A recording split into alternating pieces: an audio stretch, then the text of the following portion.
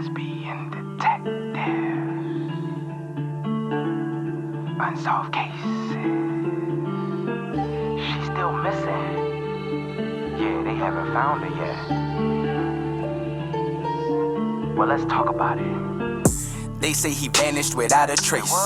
Could it be a psychotic break or a tragic accident? Police don't know where the body went. Unsolved murders, body still missing. That's unheard. Where's the witness? Lesbian detectives, what's going on? City on high alert, this out the norm. He did what, the who? Man, that ain't real, these crimes ain't true. Then come uncover these theories with us. We live right now, tuning in is a must. Right now, lesbian detectives, lesbian detectives. We about to start the show, so get your popcorn ready to go.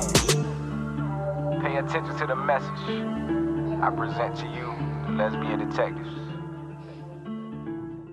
This is Lesbian Detectives. I'm Sierra. And I'm Elizabeth. And we are here talking about missing and unsolved murders. We are discussing cases that you have forgotten about or never even heard of. So sit back, relax, and let's start this podcast.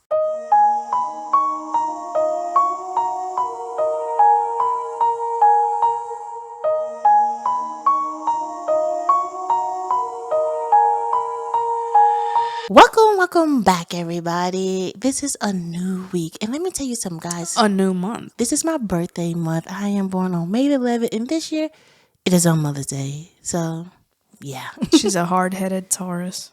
A stubborn Taurus. Proud of it. But this week has been long. Like, life been lifing. Like, we've been going to bed late, guys. But also something exciting happened. I got summoned for jury duty. I feel like everyone's like, oh, jury. I'm excited. Like, I have been waiting for this since I was like 10 when I found out jury duty was. Don't jinx me. Girl, I would take your spot. Don't play with me. But I'm excited, guys. I'm so excited. Hopefully I get picked. Everybody don't want to get picked, but I'm the person who will get picked. And I'm excited about it. But I feel like I probably won't. They were like, look at me like, oh, she's too young. And I answer all the questions honestly, so yeah, I probably won't get picked. Let's hope for the best. And guys, don't forget, we are going live on every Friday. We cannot wait to discuss the episodes with you and hear what your theories are. This case right here we're doing was on my True Crime 1 Minute. And somebody actually came to me and said, hey, can you please do this case? I know you're already doing your True Crime 1 Minute, but I would like to hear you guys' theories on it. Okay. Because it does deal with the LGBT. So they want our insight on it. The experts. We are not experts. I mean, we've been through a lot, but probably experts did. Well, let's get into the episode. A teenager stepped out of the car in Manhattan, the city buzzing around them. Headlight flashing, subway humming. People disappeared into the neon blur of the village. They were supposed to take a test that evening.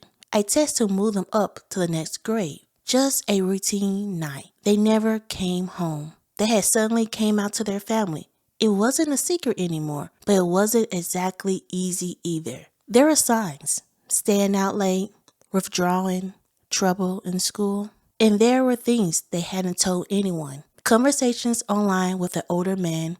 Connections made in the shadow of the internet chat room. When they vanished, the clues led to the village. A place that long been a heaven for the misunderstood, the hiding, and the searching. Someone said they saw them on the subway, sitting beside an older man. When asked why they didn't go home, they simply said, I'm not ready yet. Their mother searched the streets, parked near playgrounds, slept in her car. She whispered their name in the wind each night, hoping it would land in the right ear. Years passed, rumors came and went. One day, someone claimed they were seen again, still in the village, still alive, dressed differently this time.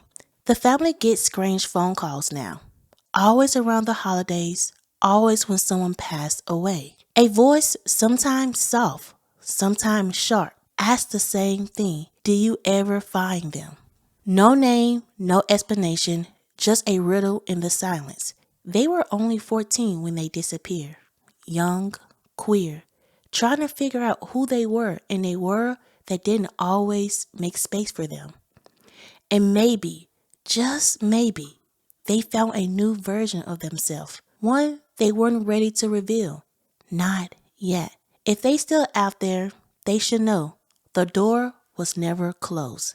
The light is still on, and someone still loves them exactly as they are. This is the case of Edmund Eddie Tillman. There's a moment in a parent's life that never fades. The sound of their child laughter, the way their name echoes through the house. The last time they saw them walk away. For Miss Newsom, the last moment came on a warm August evening in 2005, and she'd been searching ever since. Edmund Eddie Tillman was born on January 19, 1991, a gentle, thoughtful boy with a bright smile and a soul that ran deep. Growing up in New York City, Eddie was the kind of kid who light up the room without even trying. He had 3 sisters who adored him and a mother who loved him fiercely, a mother who later walked the city streets for years, calling out his name into the wind. But in the summer of 2005, something began to change. Eddie had just came out to his mom, quietly, casually, revealing that he was gay. At only 14 years old, he was stepping into an identity that was beautiful, but not always safe. His mother, Miss Newsom, didn't hesitate. She loved her son as he was. But even love can't always shield someone from the fear and shame the world so often push onto the queer youth. She noticed the change immediately. He was pulling away, slipping into silence, coming home later, failing at school, and yet never quite saying what was waiting on him. Then, August 10th, 2005, Miss Newsom drove Eddie to Manhattan just after 7 p.m. He was scheduled to take a placement test to see if he could move up to the 8th grade. She dropped him off, told him she loved him, and she thought she'd be picking him up later that evening. She never saw him again. At first, it was confusing, then fear, then panic. She combed through her son's room and found fragments of a secret life. Online chats, anonymous usernames, conversation with older men. It turned out Eddie had been navigating the internet alone, trying to understand who he was, maybe searching for someone who would understand him better than the world around him did. There was talk of a boy, a 18-year-old boy, who may have been more than just a friend. Soon rumors and sightings began to swirl, particularly in Greenwich Village, the historic heart of the LGBTQ plus culture in New York. There, in the maze of the cobblestone street in the neon light cafe, a few people claimed to have seen Eddie. One boy said he spotted him on the subway in the company of an older man. "I told him to go home," a boy later told her, but he said he wasn't ready yet. Sometimes kids don't run away because they hate home, said Detective Michael McDowell, who worked in the case early on. They run because they're scared of being misunderstood, even by people who love them. But Miss Newsom understood. She never once turned her back on Eddie. Instead, she became a mother on a mission. Night after night, she would drive into Manhattan, park near West 4th Street or Christie Street, and wait, sleeping in her car, watching the crowds, searching for her son's face among strangers, hoping, always hoping, that he would step out of the dark and come back to her. Then, in 2017, a sliver of light. A family friend said he saw Eddie, but this time presenting as a woman, dressed as a girl, alive, somewhere in the village. Ms. Newsom didn't blink. "I don't care what he wears. I just want him home," she said, voice trembling with devotion. Eddie's sisters have carried the ache with them all these years. His sister, Kiera, who grew up with him as his best friend, said, "Even if he's changed, I want to go shopping with him, hang out with him, as a girl, as whoever he wants to be. I just want him back." Another sister, Patricia, who shares his same face, remembers the days they danced around their rooms to TLC's Waterfalls. "We were twins," she said. "That was my twin." Strange calls have come over the years, always on holidays or when the family suffers a loss. Their father dies, their grandmother passes, the phone rings. Sometimes the voice is a woman's. Sometimes it's someone named Stephanie from the Lower East Side. The questions are always the same. Did you find Eddie yet? But the answers never come. Sister Jaleesa believes it might be him, hiding behind a name, behind a voice, trying to stay close, but not quite ready to return. "I want to believe it's him," she whispered, checking on us in a disguise. In a city of millions, one boy vanished, not without a trace, but like smoke, slipping through the fingers, just when it felt close. And behind him, he left a family, frozen in time, hearts wide open, waiting for his return. As the years pass, hope changes shape. It becomes quieter, but it never fades. Miss Newsom still prays every night. "I just want my child to come home. I don't care how. I don't care what they look like. I love my child for who they are. That will never change." If you're out there, Eddie, your family's still looking. The door has never closed. Before we end this case, let's sit back and remember the boy that went missing. His name was Edmund Eddie Tillman. He was only 14, but even at that age, he had already carried a deep sensitivity, a quiet strength, and a spark that made people smile. He had 3 sisters who adored him. One of them called him her twin. They danced to R&B songs together in the living room. They shared secrets, inside jokes, and dreams that only siblings truly understand. To his mom, he was everything. Her boy, her heart. He came out to her one summer day in 2005, trusting her with the truth about who he was. And she loved him all the same, unconditionally. But being accepted at home doesn't mean the world outside is safe. After that summer, something shifted. He was quieter, slipping away a little each day. He started talking to older men online, maybe looking for understanding, maybe just someone who saw him. And then, one August evening, he stepped out of the car in Manhattan. He was supposed to take a test for school. He never came back. There were sightings, whispers. Someone said he was on a subway with a man. Someone else said he was seen in the village, dressed as a girl. Another said he wasn't ready to come home yet. His mother didn't care what he was wearing. She just wanted to see her child again. She searched alleyways, parks, and city streets. She slept in her car at night, just in case he walked by. She never stopped. Over the years, there were strange phone calls. A voice asking if they found him. A name repeated by strangers. Stephanie? Was it him calling in disguise, trying to check in without being seen? No one knows. He would be an adult now. Maybe he's still out there, living quietly, becoming the version of himself he always wanted to be.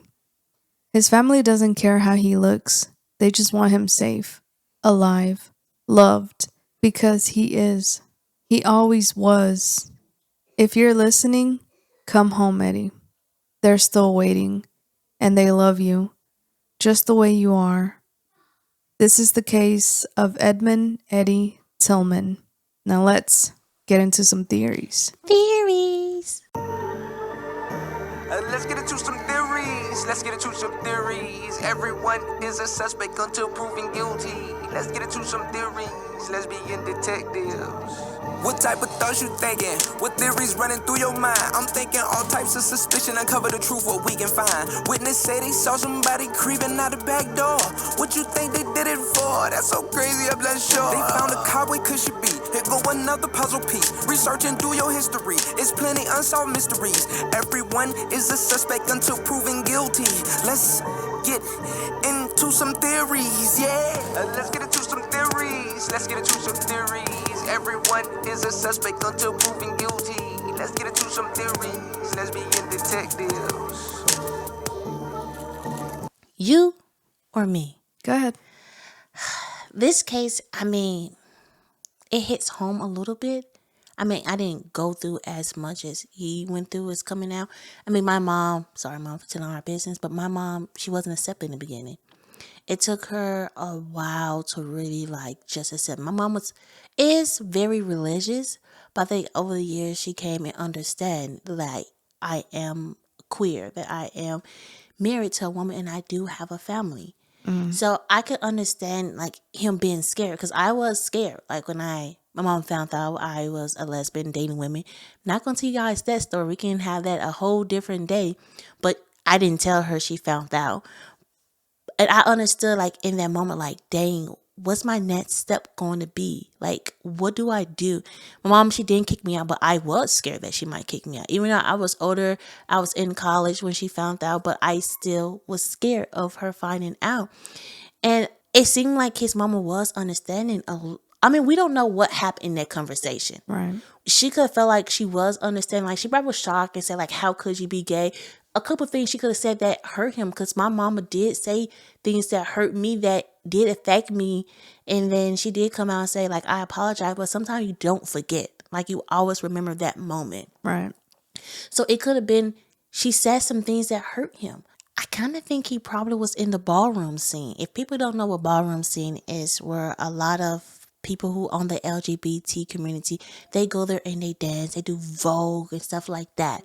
Okay. So it seemed like he was so close to the village in New York City. And I know around that time, New York City, that was a big scene. So him staying out late and stuff like that, it seemed like he was in that. He probably was also in a house. You know, a house is where they have a mother and she like protect over the kids, you know. Right.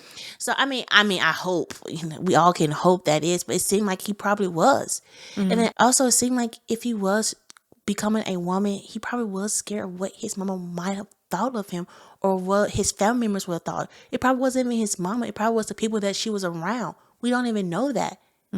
Because sometimes your friends could be your worst enemy. Right. So we don't even know. And my heart goes out to him. And when I see the pictures of Eddie, it seems like they might have switched to become a woman.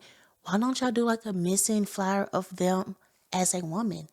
You know, somebody might have like, oh, ain't that so-and-so? You know, that might be a thing. But it's because they don't know what they refer to themselves as now. So it's hard. Like all they have is if it is their dead name. So I feel like they've spread the message though that they want them back. I wonder why they aren't coming home. If they did just run away and it seemed like the family is very accepting, I just wonder why. So I have one theory. Okay, go. I believe that they disappeared when they were a minor, of course.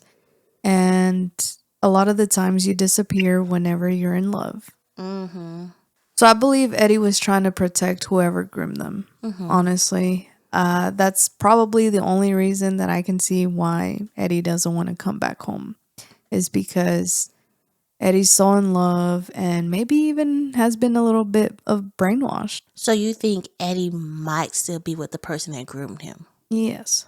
I feel like Eddie is probably not with that person that groomed them anymore. That person probably made Eddie do things that Eddie didn't even think he could have done. You know, things that he don't want his parents to know. Yeah. I think that is what making Eddie stay away. Like the disappointment that they probably have.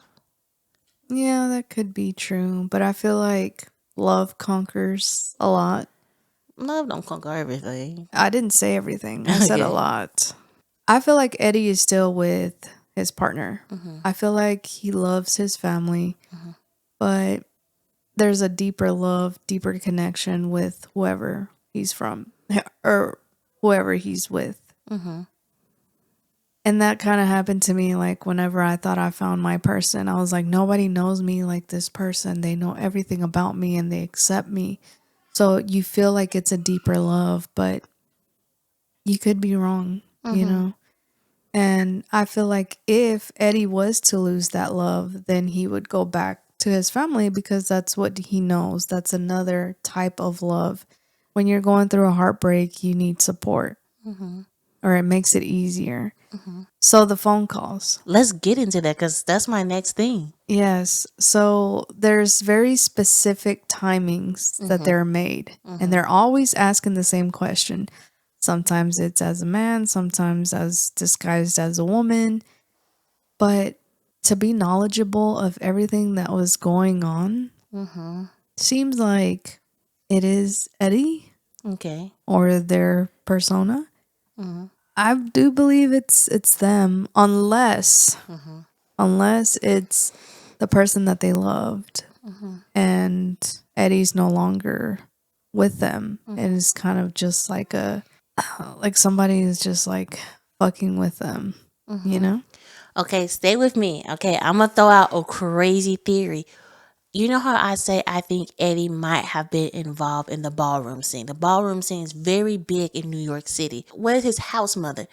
She's calling and saying, hey, like, they know what's going on, but she's like asking questions like, hey, you know, how you found Eddie? What if Eddie kind of probably left the house?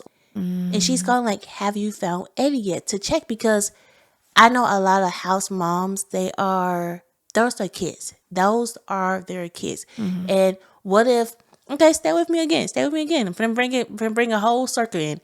What if Eddie was talking to an older man, say 18, because the mother found an 18-year-old. Say that this person was in the ballroom scene too. And he got Eddie into the ballroom scene, and then Eddie met the mother, and they started all hanging out, and then probably Eddie left the ballroom scene or went away with the guy, as you said, probably still with this person. And what if the mother didn't like the person with Eddie and like, no, Eddie, this person's bringing you down. And Eddie probably, you know how you said love conquers everything. What if Eddie left his house mom was like, hey, Stephanie, we can call her name Stephanie. Stephanie, I'm going to go be with my man and I'm going to be with this person. And probably the house mom haven't seen Eddie and she's like still checking in on Eddie's family and saying, hey, have you found Eddie yet? And if it is the house mom and you know more than what you let it on, please tell the family. Right. I mean, that could solve, because the mom, she's searching for her baby. And it's so sad. Like, what if Eddie is dressed as a woman and they just pass each other and she like never even noticed? Right. Like, because she's in the village so much. I mean, somebody has to know something. I wonder what's Eddie's drag name, or like, if Eddie's still alive, because I feel like he is. I feel like Eddie's probably still in that village living his life, but for some reason he doesn't want to come home. Yeah, it's been like 20 years. Like eventually he's 34 now. That's what I'm saying. Like it's been a long time. Like whatever people think, like it's, I don't know, to me it should be out the window by that time. But I mean that makes sense. If we are going through that theory, I don't believe Eddie is with us anymore. And I feel like they need to interview whoever he was with. So you said Stephanie probably calling saying, have you found Eddie yet? Because she knows that he's not there anymore. Yeah. And okay, I can see that theory. Yeah. I do feel like the ballroom theory is probably kind of big, because a gay young boy in New York City, trust me, I have talked to a lot of people around that time. The ballroom scene was crazy. I mean, at the age of 14, like, you can be groomed. You can basically, I mean, it's a predator. Like, who goes after a 14-year-old? You know, I did ask somebody who is gay. I'm not going to say their name. But I asked them, like, hey, is this popular? And they said, yes, it's very popular. A lot of older guys go for young guys because they're unexperienced. But the young guys go for the older guys because they are experienced. So they don't want to like lose their virginity or be with somebody that's not experienced. They needed somebody to kind of show them the ropes. So I'm like, okay, I can see it, but it's not still a good thing to do. I just feel like if it is the mother of the house mom, she needs to talk and say what she knows. But it's like everybody's hiding and they're hiding for a reason. And that's what we're trying to find out. Because we could say Eddie was groomed and Eddie went with somebody older. But I feel like he probably was in the ballroom scene because he was in the village a lot. So it seemed like he probably was in that type of scene. I just feel like, I'm sorry, but I don't feel like he's with us anymore. I don't feel like Eddie's with us anymore. I feel like 20 years is enough time to kind of reflect and accept yourself and heal and reach out to those that you love. Because the mom and the sisters are doing interview after interview, and it seemed like hearing his mom's story, I feel like Eddie might have just went home by then. Because she's at the park, she's there, she's searching for him, she want her child back, and the family seemed very accepting. So if you out there, Eddie, please come home. Yes. Or if you know anything, or you was in the ballroom scene in that time period and you saw Eddie, you knew something, tell his mom, give her some type of closure. Well, we learned with missing black people, give them the answers. Sometimes you won't get closure, but give them the answers. Yes. Well, guys, that's our episode. And I understand why the person chose us, because listen to this case and talking about it, we do have not a lot of insight, but we can kind of understand Eddie a little bit more. Yes. Well, don't forget, we are on TikTok every Friday, going live, talking about this case. And I would love to hear you guys' theories on this case. I feel like this case right here, theories can be anything. Right. We're on all social medias. We're on all podcast platforms. So please come check us out. And please give us a 5-star rating and like, subscribe, and comment. This is Lesbian Detectives. I'm Sierra. And I'm Elizabeth. And don't forget, everybody's a suspect. So proven innocence. Bye. Lesbian detectives. Unsolved cases. She's still missing. Yeah, they haven't found her yet. Well, let's talk about it. They say he vanished without a trace. Could it be a psychotic break or a tragic accident? Police don't know where the body went. Unsolved murders, body still missing. That's unheard. Where's the witness? Lesbian detectives, what's going on? City on high alert, this out the norm. He did what, the who? Man, that ain't real, these crimes ain't true. Then come uncover these theories with us. We live right now, tuning in is a must. Right now, lesbian detective, lesbian detective. We about to start the show, so get your popcorn ready, let's go. Pay attention to the message I present to you, the lesbian detectives.